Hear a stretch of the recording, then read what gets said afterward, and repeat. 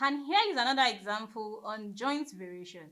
The question says, if A varies inversely as B squared and B varies directly as C squared, find the relationship between A and C. Solution. Let's interpret the first sentence of the question, which says A varies inversely as B squared. That is, A varies inversely. That becomes 1 over B squared. And I said B varies directly as C squared. So also B varies directly as C squared, written like this. And we are told to find the relationship between A and C.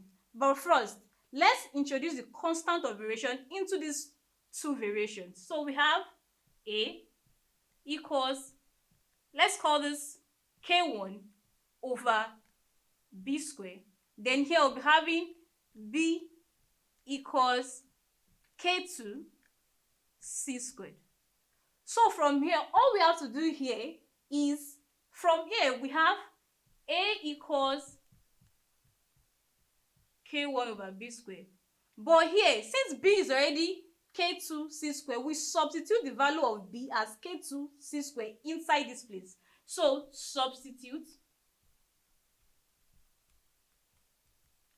B equals K2 C squared.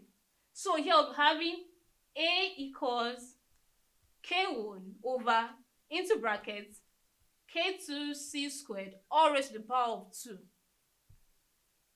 And here we'll be having A equals K1 over, now when we take the square of this denominator, we have K2 squared, then we have C2 squared raised to the power of 2 again. That means the powers will multiply each other, and it will be having C2 all squared.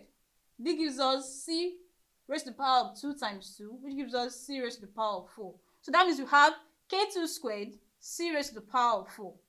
And from here, we can say let P equals K1 over K2 squared, which is also